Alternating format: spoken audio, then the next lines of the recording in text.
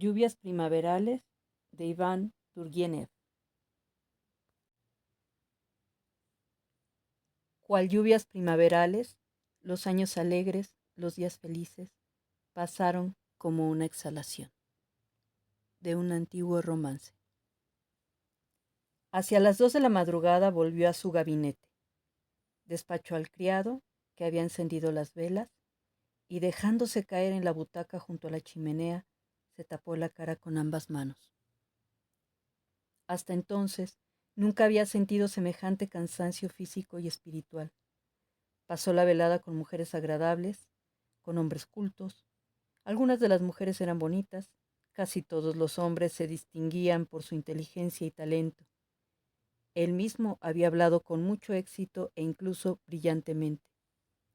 Sin embargo, nunca había experimentado aún ese tedium vitae del que ya hablaban los romanos, ese asco a la vida con esa fuerza tan extraordinaria, ni ese ahogo. De haber sido algo más joven, se hubiera echado a llorar de pena, de aburrimiento, de rabia. Una amargura hiriente y viva, como la del ajenjo, invadía toda su alma. Algo inoportuno, pesado, terriblemente penoso, le rodeaba por todas partes, como una oscura noche de otoño. No sabía cómo desprenderse de aquella oscuridad y de aquella amargura. No había que contar con el sueño. Sabía que no iba a dormir. Se puso a meditar, despacio, con indolencia y rencor. Meditaba acerca de la vanidad, lo inútil, la vulgar falsedad del género humano. Todas las edades de su vida desfilaron sucesivamente ante su mirada. Había cumplido 52 años hacía poco. Y ninguna encontraba disculpa ante él. Siempre era el mismo eterno hablar por hablar, el mismo discurrir del agua, la misma ceguera medio concienzuda, medio obcecada. ¿Qué no se le daría a un niño con tal de que no llorase? Y de pronto, igual que si cayera nieve sobre la cabeza, sobrevenía la vejez. Con ella, el continuo y creciente pavor a la muerte, aterrador y consumidor, y ¡zas!, al abismo. Y todavía está bien si la vida se desarrolla de esa manera, porque quizás antes del final sobrevienen, como la herrumbre sobre el hierro, las enfermedades, los sufrimientos. No se imaginaba que el mar de la vida apareciese con olas tempestuosas, como lo describen los poetas, sino al contrario. Se imaginaba que ese mar era imperturbable, liso, inmóvil y transparente hasta el fondo oscuro. Se veía a sí mismo en una pequeña lancha inestable, mientras que en ese oscuro y fangoso fondo, semejantes a enormes peces, apenas se vislumbraban horribles monstruos. Desgracias, enfermedades, tristezas, la locura, la pobreza, la ceguera. Al mirar, ve que uno de esos monstruos se destaca en la oscuridad y se eleva cada vez más, apareciendo a cada instante con mayor claridad, una claridad repulsiva.